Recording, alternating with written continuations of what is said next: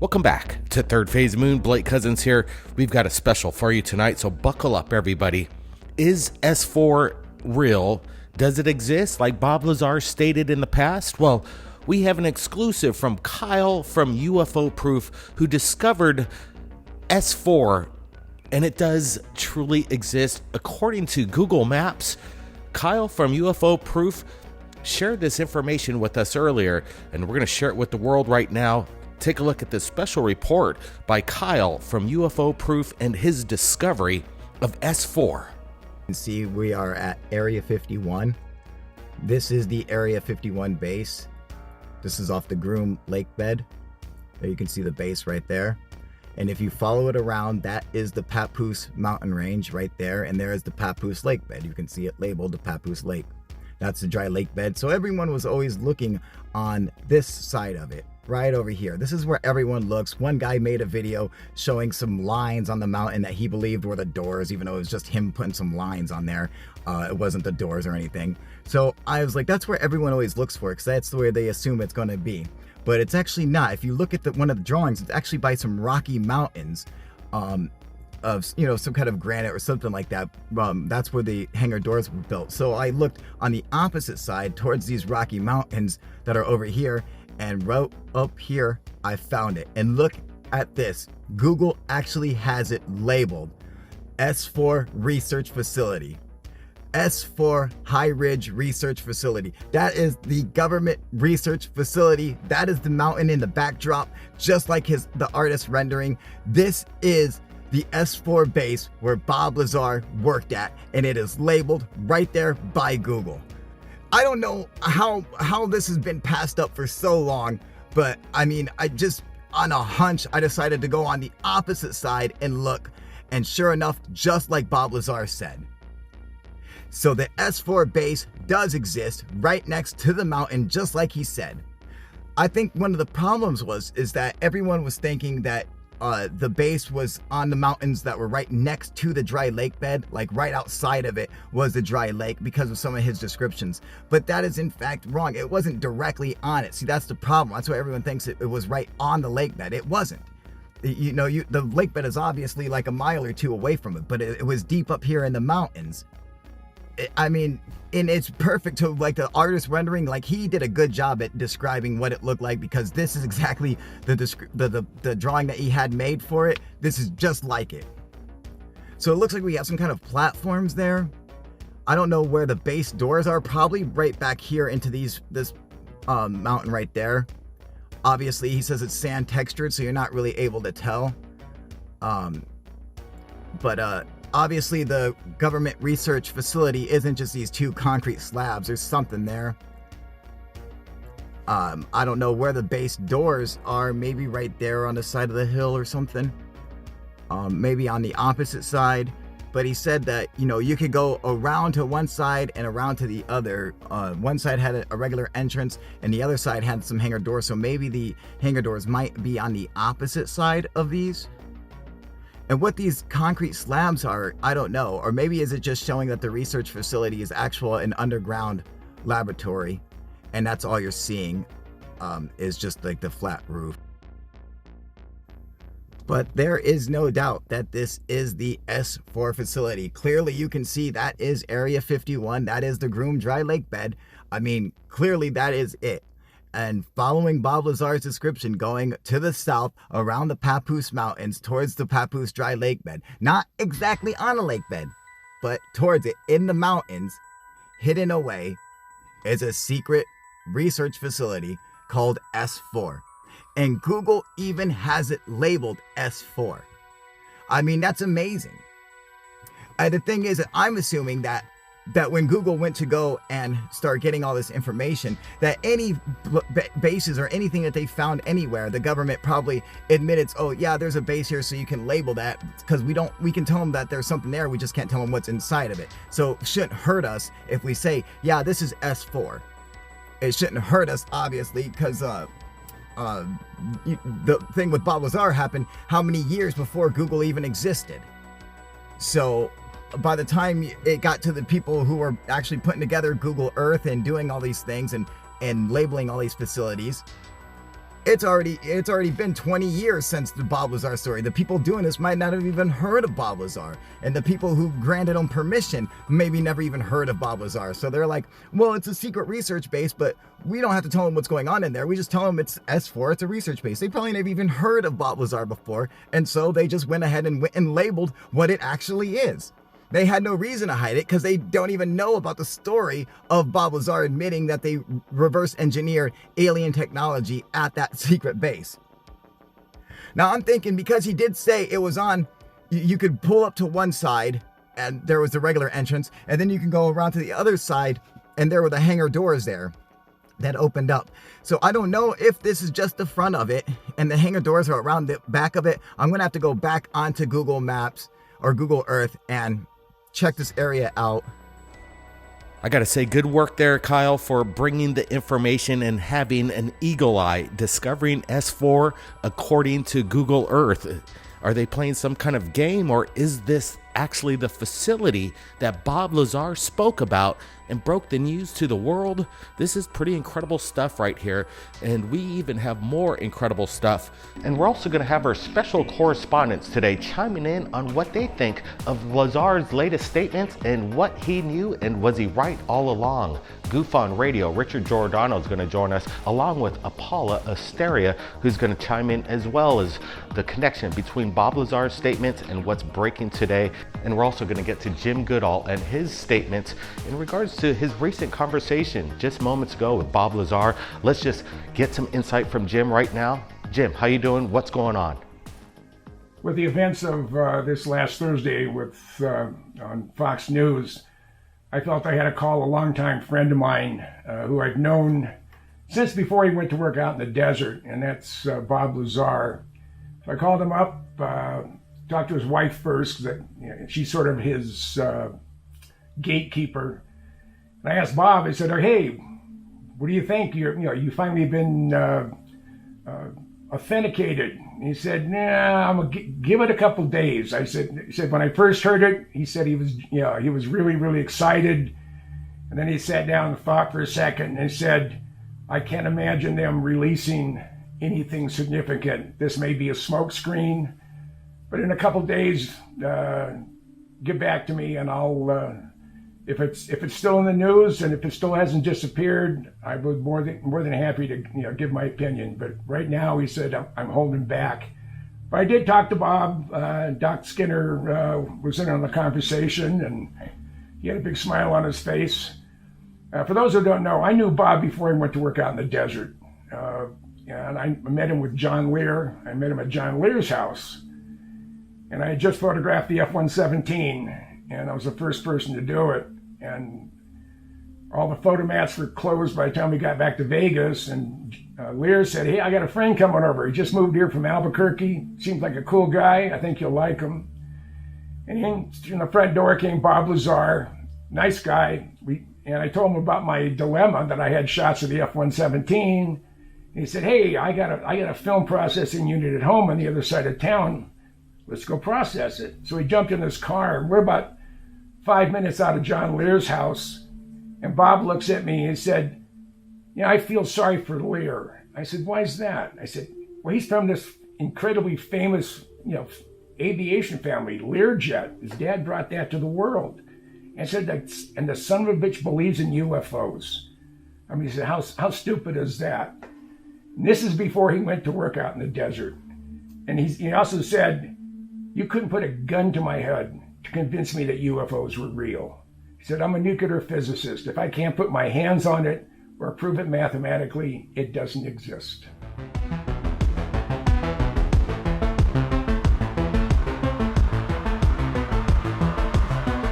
It was like a Twilight Zone episode. It just kept getting stranger. The fact that was happening at all was the weirdest part. Look, it's been 30 years, and all of a sudden you raised it to this level. This is a powerful technology, fearsome technology, and you just don't want everyone to have it. This is amazing after what just came out by the New York Times and what Tucker Carlson said about having or acquired recently off-world vehicles. So the conversation switched to, so Bob Lazar might have been telling us the truth all along. But Bob did say what he thinks he was working on was from archaeological sites. Like they found them in an archaeological dig site. I don't know how much that has, I don't know if there's any proof of that anywhere, but if Bob's saying it and mainstream media is putting out there that we recently acquired, it doesn't really match up with what Bob Lazar said, because if we recently acquired off-world vehicles, that's recent. I'm thinking within the last 10 years. Isn't that what Tucker said? That was the quote. But apparently, just recovered are off-world vehicles not made on this Earth. That's a direct quote. We're not exactly sure what they mean by that. But what does this mean? Recently recovered off-world vehicles. You know what it means. Off-world. Well, I am telling the truth. I've tried to prove that. What's going on up there could be the most important event in history. You're talking about contact, physical contact and proof from another system, another planet, another intelligence. This story with Bob Lazar has become so popular all of a sudden again because in 2018, 2 years ago, his documentary was released on Netflix.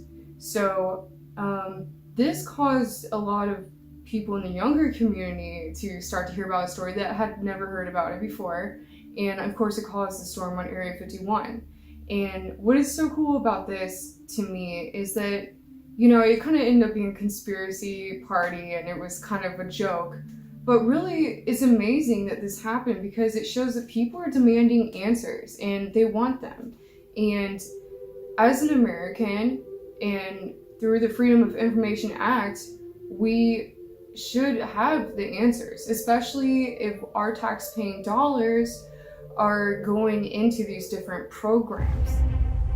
This story is extraordinary, especially if it's true. And it all started in the desert, just north of Las Vegas. A local scientist who's worked at Groom Lake said to be where top-secret weapons systems have been tested over the years. He has asked that his identity be shielded. Exactly what's going on up there? What's going on up there could be the most important event in history. Not from Earth. Off-world. Out there. Aliens. To me, that's what it is.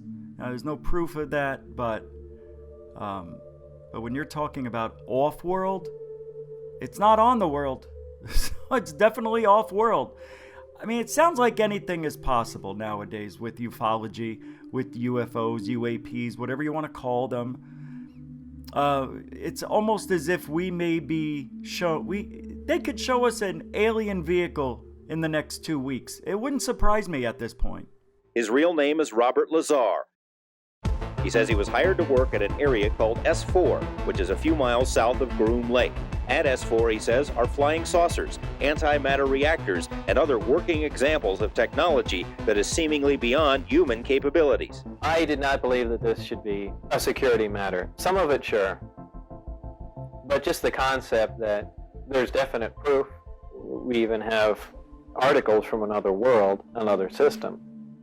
You just can't not tell everyone. You know, people ask me, said, you know, why am I such a firm believer in UFOs? And it comes down to a couple things. First of all, it's a conversation I had with Ben Rich, who at the time was the retired president of the Lockheed Skunk Works. I mean, he was Kelly Johnson's right-hand man and probably the only person who could really fill his shoes.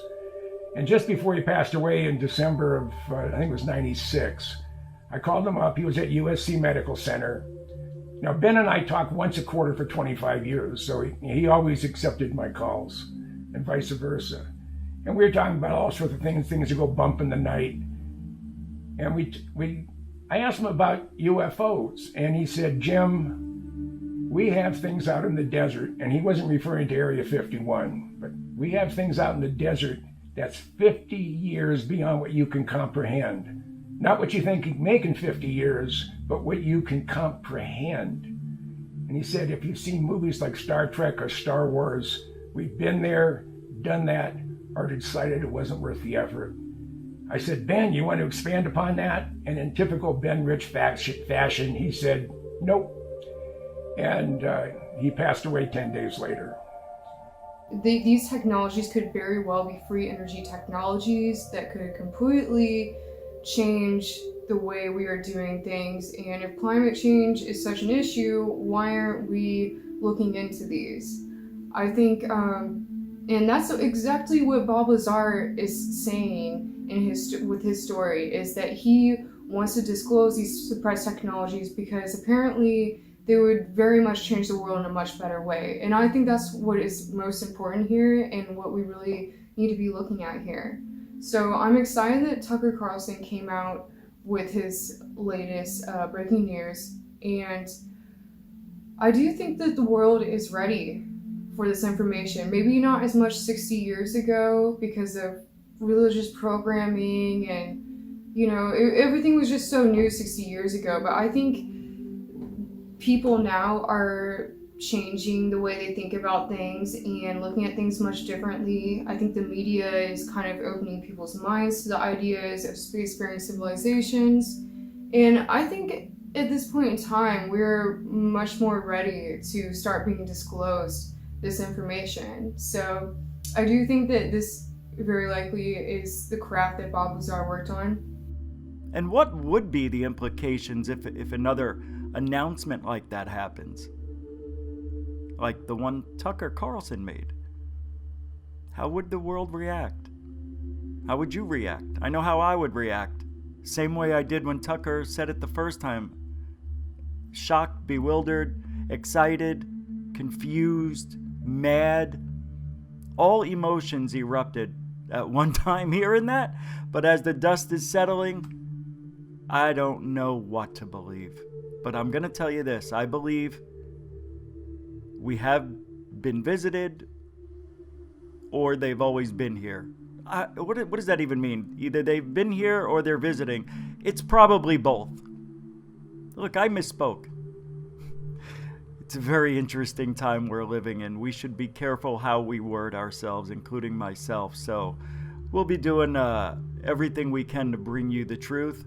And I'm going to do my best too, because we don't want to mess this up. This is history in the making. I think so anyway. The other thing, you know, in addition to Ben Rich telling me that if you see movies like Star Trek or Star Wars, we've been there, done that, I interviewed an SR-71 pilot. He was flying at about 78,000 feet. He's in the far western Pacific. He's flying out of Kadena. It was about 11 o'clock at night. He's flying straight and level, Mach 2.7, which is about 1,800 miles an hour. And at 78,000 feet, three-quarter moon off to his port side. And all of a sudden, he gets a glint off another craft going in the same direction, but 6,000 or 7,000 feet above him, and maybe 5 miles off to his starboard side. So he contacted Kadena, Okinawa, that's where the SR-71s were based out of, and called the command post to see if there was another bird up there. He called them up in secure voice. They said, no, you're up there by yourself. So he, all of a sudden, his backseater got on the intercom and said, hey, we have company. And he said, yeah, I'm going to go take a closer look. So he advanced the throttles and started climbing, did about a 10-degree bank.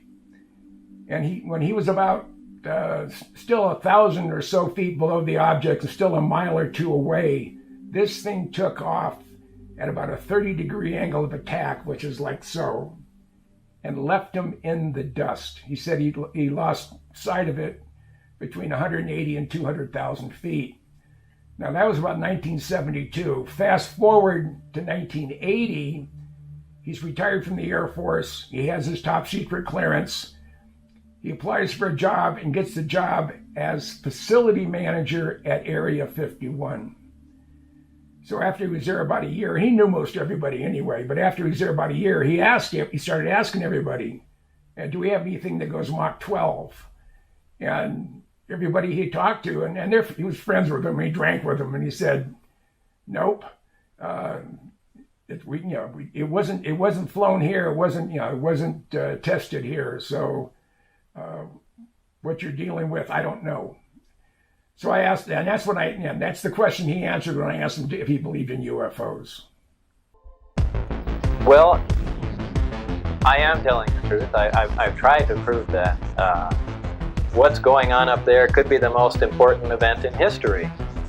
You're talking about contact, physical contact and proof from another system, another planet, another intelligence. That's got to be the biggest event in history, period. And it's real. And it's real and it's there. What would be the most efficient way of travel if we had the technology? Well, it's known as the Stargate. Does it exist only in the movie fantasy world, or is it in reality? Well, just recently I received an email that's unprecedented of what appears to be a star map that reveals strategic spots all across the planet in regards to possible travel through these stargates, wormholes, whatever you call it. Does it exist? Apparently this map was given to a friend of a friend 6 years ago, and just after we shared our video in regards to the underground tunnels underneath America, I received this document just a day ago. People are watching right now Third Phase Moon, and the information is coming in very fast, and our panel will be going over some of the evidence that we're going to be presenting tonight, including some incredible imagery of what just came in moments ago in regards to more Stargates spotted next to the infamous base known as Area 51. The Google imagery reveals what looks to be some kind of Stargate, archway, and some strange buildings. Could this be the power vessels that charge up the Stargate? If there were to be any Stargates that exist, you would think that it would be at Area 51. Is this the evidence that we're looking at right now? Will Google imagery remove these images? Right now, we're sharing it to the world, and it's unbelievable what we're looking at. Is the secret location and the technology behind Stargates revealed? We've heard and watched the famous movie Stargate. It came out in the 90s, and right now what we're looking at seems to be now science fact and not science fiction anymore. The Stargates may be real. Now we have revealed the map along with the Google Earth imagery. The technology behind the Stargate is still a mystery to us today, but maybe in the future will we be using Stargates to travel from one place to another in a blink of an eye.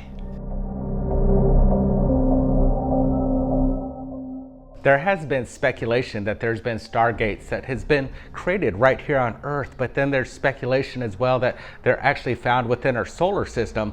We actually have a Google image from Mars actually that resembles something that we found that looks exactly like the Stargate.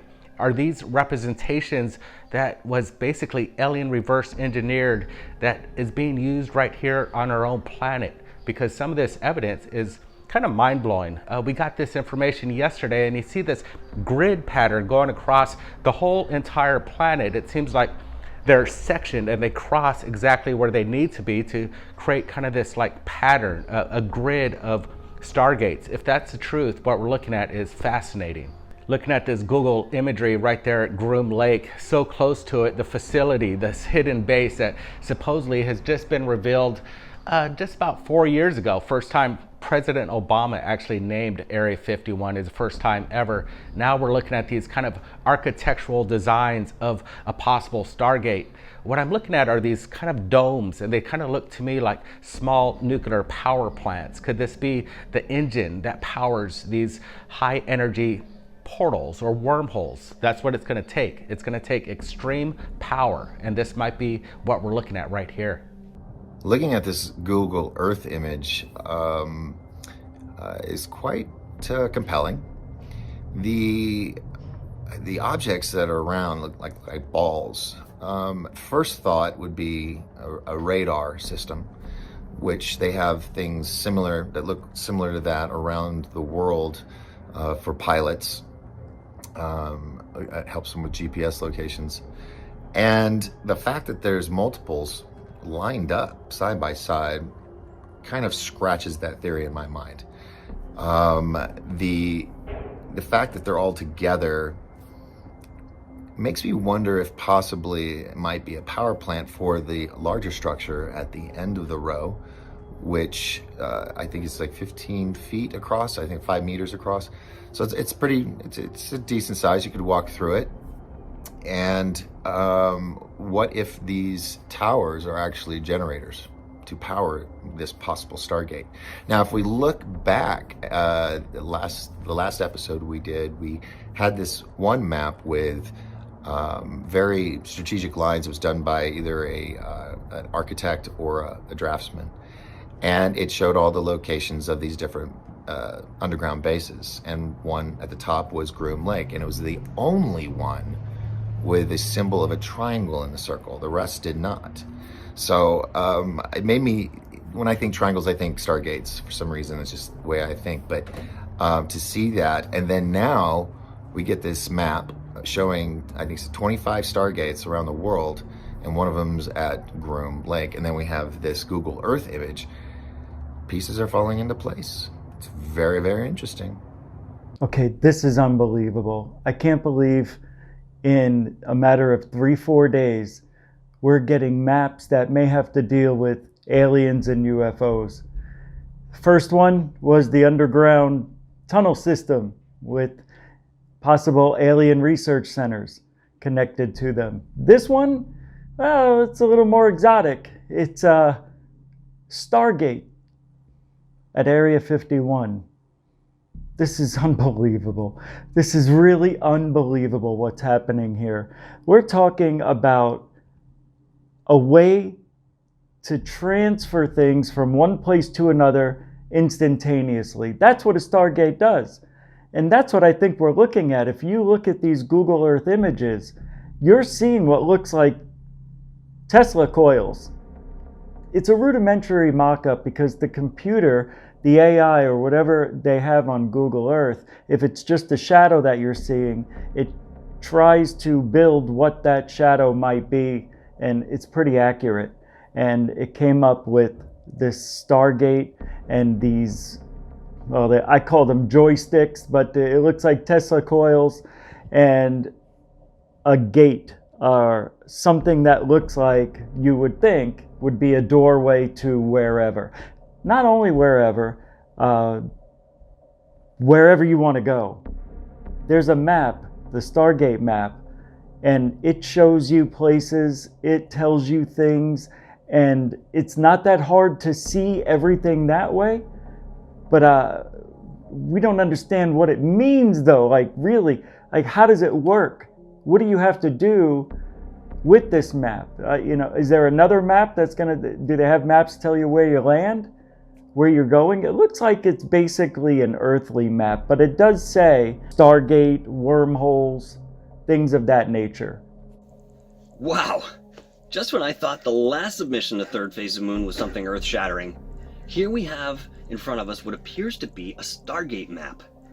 Now, personally I didn't know about this map's existence, although I've had my suspicions, but if it is true that some of these areas of condensed energy that we're calling vortexes, portals, or stargates, or the likes, are as tangible as something you can hold in your hand in the way of a map, well, the implications are long-reaching. Now, when I first looked at this map, my eyes are initially drawn to the key, which is on the top left, and the first symbol I see is a circle, which is hollowed out. Now, these represent the 12 stargates that are spread across our planet. And underneath that, we see a smaller circle, which is solid, and this is to represent Earth's 15 natural star crystal seals. I'm not sure exactly what star crystal seals are, but I believe it's something that, with a bit of research, I could probably find out.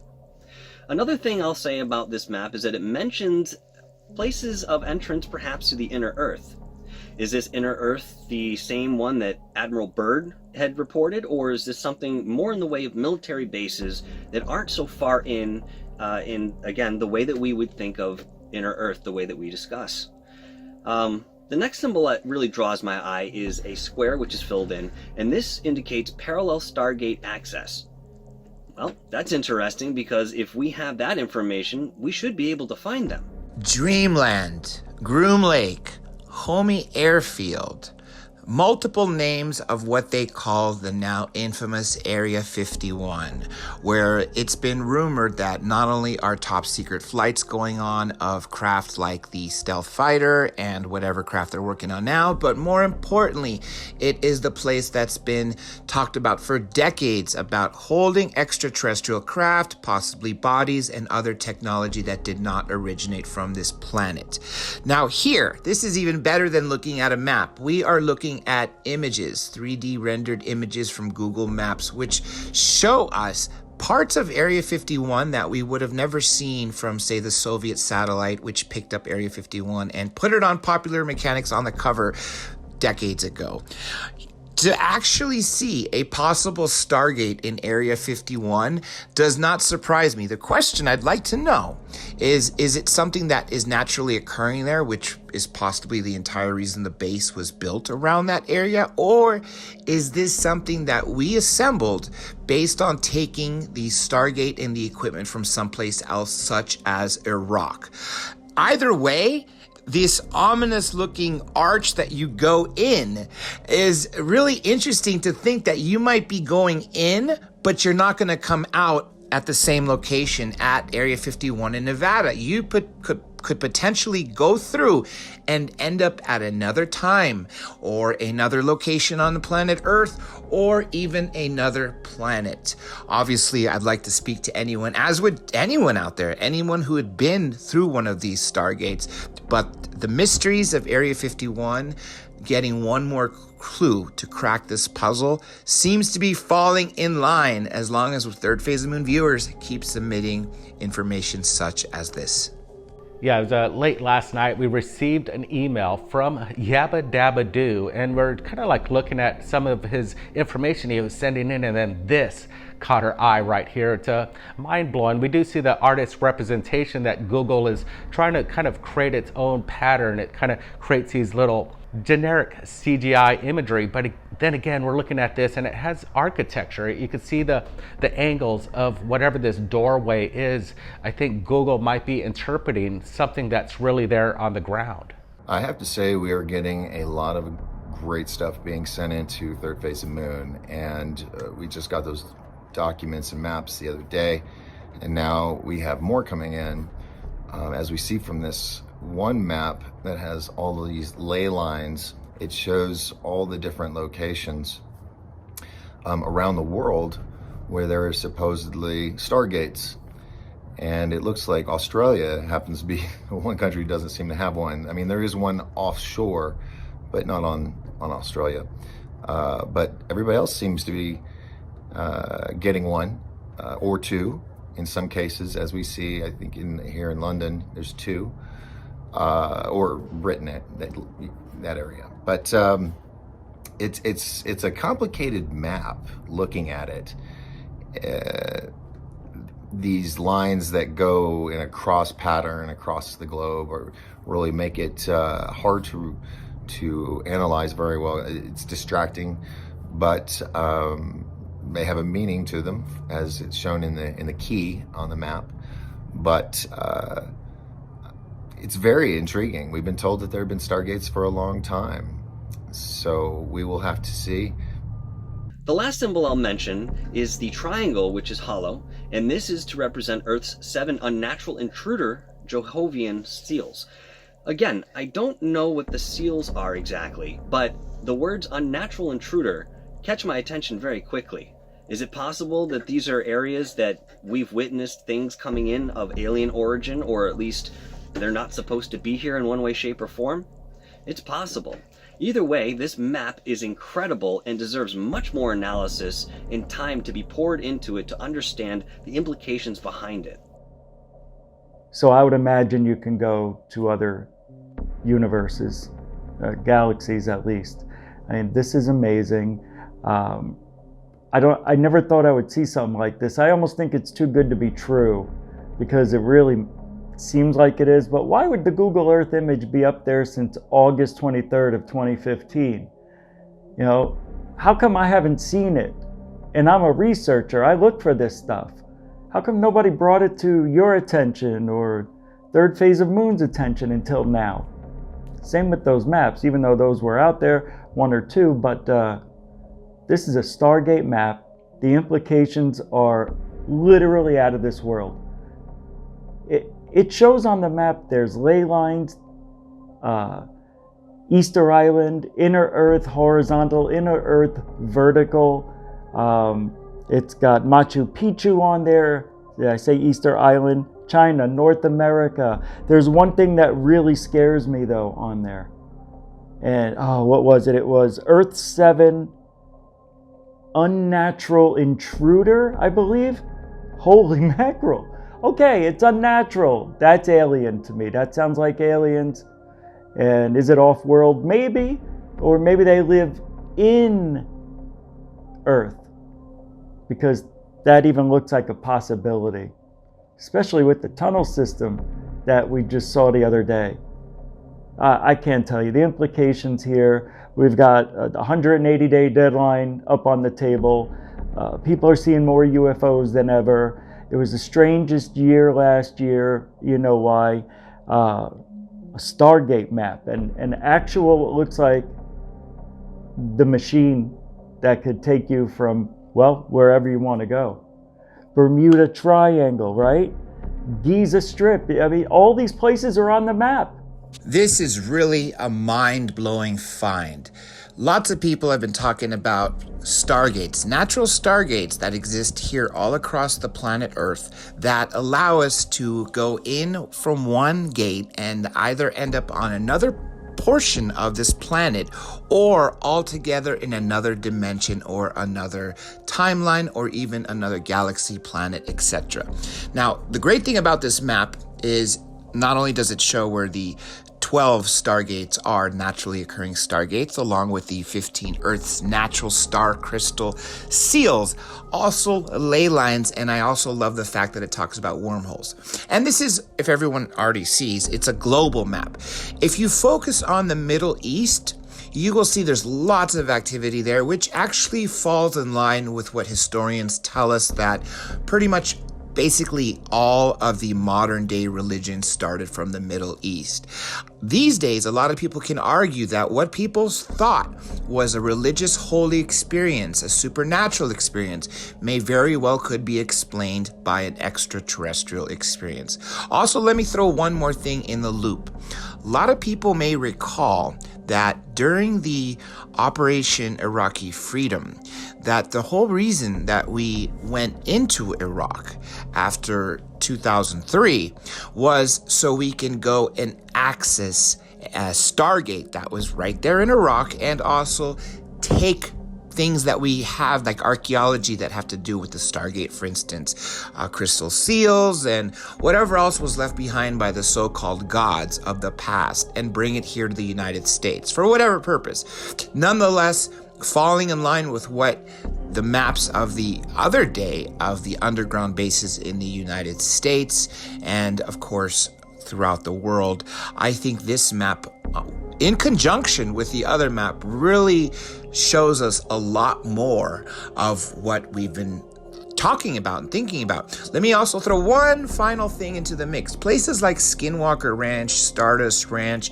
another ranch of the type in England, etc., they all talk about these portals that open up and craft going in and out, beings going in and out. Well, essentially what they're describing is a Stargate or a wormhole. So I wouldn't be surprised if other naturally occurring Stargates fall into those territories. In these pictures, there were 4 of them. You could see what seems to be 4 nodes that are sitting in the Earth. Maybe these are antennae, maybe these are some sort of energy generators. We can't really tell. But right in line with that, we also see this arching construction, which reminds me of the movie Stargate. So could this be a physical Stargate that has been found on Google Earth? Or is it something else? You know, I don't know if they actually need a physical construct to create some of these if they're not using them naturally. I believe that there have been many projects in which they have attempted to garner the power needed to do something like this to some success. And, you know, it's interesting to see that there might be a physical component that's necessary in order to understand these sort of energetic fields. It just means that, oh man, I can't believe I'm going to say it. Maybe we are getting closer to disclosure, and the people that are offering up this evidence aren't just regular citizens. Maybe they're involved somehow, and they hide right amongst us, and we would never know it. That's how the cover-up's been the whole time. Anyway, people have been coming out of the woodwork. Well, welcome to 2021 in January. This is just January. I can't wait to see what tomorrow brings, let alone February. Great stuff, man. The images that we've received and we just showed to the world today are astounding. The implications behind the technology of Stargates seems to be real and getting closer and closer to reality. I want to thank everybody on the panel for joining us tonight. This has been a crazy discussion of the new evidence just in, and we even have more evidence coming in tomorrow in regards to the subterrane. I received documents apparently coming in from Los Alamos. Buckle up for that, everybody, and keep your eyes on the skies. Be safe out there. We'll see you next time.